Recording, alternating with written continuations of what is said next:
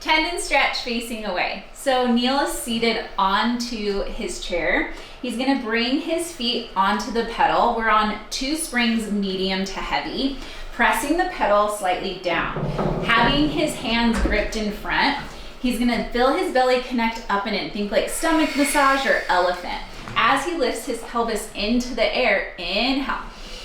Exhale, pulling his hips all the way up to sky, feeling that connection, slowly pressing the pedal down a few inches and then zipping back up. Crazy abdominal work here. Really feeling the transverse and rectus, feeling the shoulders over the wrists, making sure we're not hyperextending those elbows. We just have one more super challenging exercise. Neil's doing wonderful. One more, pressing down, sitting down onto the chair, lowering down, finding the length, slowly returning the pedal up, and then dismounting 1 foot at a time back onto the floor.